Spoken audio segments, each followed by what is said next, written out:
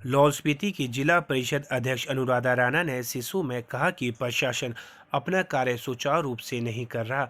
उन्होंने कहा कि ग्राम पंचायत सिसु के गोम पाथंग गांव में पूर्व राष्ट्रपति के दौरे के दौरान कूड़ेदान रखे गए थे, लेकिन इन्हें अभी तक प्रशासन द्वारा नहीं उठाया गया। उन्होंने कहा कि ग्राम पंचायत प्रधान द्वारा भी कई बार निवेदन किया गया, लेकिन उसके बावजूद भी प्रशासन ने कूड़ादान नहीं उठाया। उन्होंने कहा कि मैंने स्वयं भी प्रशासन को इसके बारे में सूचित किया, लेकिन प्रशासन अपना पल्लू झाड़ते हुए कहता है कि उनके पास हैंडल मशीन नहीं है, जिसके कारण कूड़ेदान को हटाना मुश्किल है।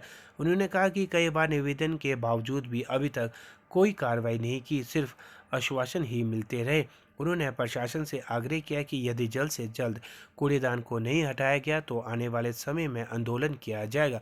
उन्होंने कहा कि सबसे बड़ी चिंताजनक विषय यह है कि आसपास के पशु जब कूड़ेदान से कूड़ा खाते हैं तो वह भी बीमार हो रहे हैं, जो कि चिंताजनक विषय है।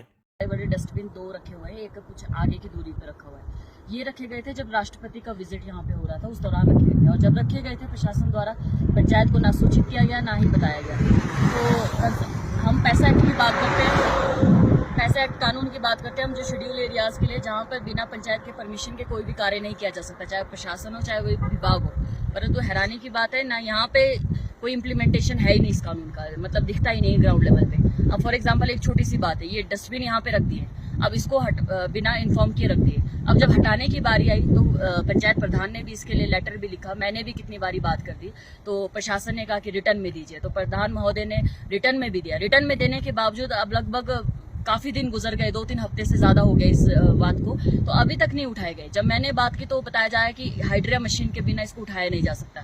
तो हाइड्रा मशीन के लिए अप्रोच करने के लिए गर्ग एंड गर्ग कंपनी से बात करने की बात कह रहे थे। तो इतना समय बीत जाने के बाद भी इनकी अभी तक कोई बात भी नहीं हुई, और बात तो दूर की बात है, और अभी तक वो मशीनें यहाँ पहुंची भी नहीं। क्योंकि अगर बातचीत हो जाती तो वो मशीनें जरूर यहाँ पहुंच जाती और ये डस्टबिन यहाँ से उठ जाते। तो बड़ा ही दुर्भाग्यपूर्ण है और हैरानी की बात है कि एक छोटा सा कार्य, डस्टबिन जो यहाँ पे रखे हुए इतने बड़े बड़े, जो प्रशासन ने रखे, इसको उठाना इनका ही फर्ज है, ये अभी तक नहीं उठाया गया। और बड़े बड़े विकासात्मक डेवलपमेंट काम की तो हम बात ही नहीं करते हैं।